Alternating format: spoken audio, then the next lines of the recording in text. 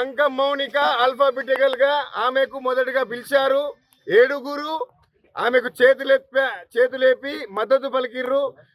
ఉన్నారు 13 మంది, 12 మంది వార్డు మెంబర్లు, ఎమ్మెల్యే ఒకడు.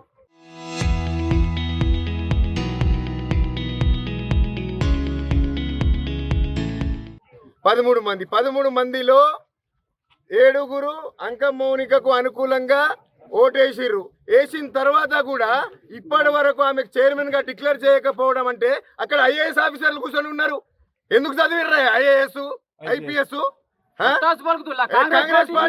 కాంగ్రెస్ పార్టీ కార్యకర్తగా పనిచేయరు. మరి ఇదేంది? స్క్రీన్ లో పాత్రికా మిత్రులు డైరెక్ట్ చూసిరు, మీరందరూ స్క్రీన్ పెట్టిర్రు. అంకం మౌనికకు మద్దతుగా ఎంతమంది ఓటేసిర్రు? 7 చేయలేపిర్రు. లేపిన తర్వాత మళ్ళీ ఎలక్షన్ ఉన్నది, అయిపోయింది. 13 మందిలో 7 ఎత్తేసిన తర్వాత అలాగే మిగిలిన 6 వాళ్ళకి ఎవరెవరు ఓటెత్తారు? ఇంకా ఎలక్షన్ కు ఆపి మేము చూస్తున్నాము చేస్తున్నాం అనే ప్రక్రియ ఎందుకు?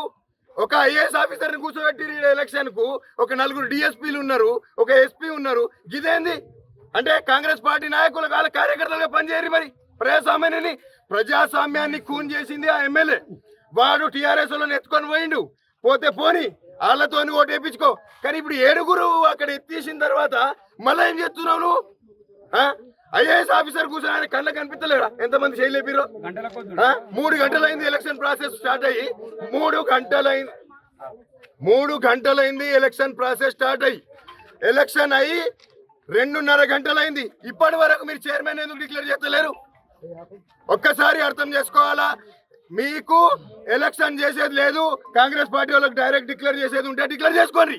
మేము మీకు కదనం. రేవంత్ రెడ్డి చేతిలో ఉంటే డిక్లేర్ చేసుకోండి. మరి ఎలక్షన్ కమిషన్ ఎందుకు?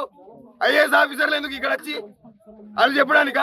ఆడు లోకల్ ఎమ్మెల్యే ఉండి ఆడు పోయి పొడియం ముందు దాడి చేస్తాడు, ఆఫీసర్ ముందు అన్ని అరేంజ్ చేసి బొక్కలు దోసేది ఉండే ఇప్పటివరకు. వాడిని ఎందుకు ఉంచారు? వాడు ఐఏఎస్ ఆఫీసరు ఒక ఎలక్షన్ కమిషన్ కేటాయించిన ఆఫీసర్ మీద గొడవకు దిగుతాడా ఒక ఎమ్మెల్యే ఉండి?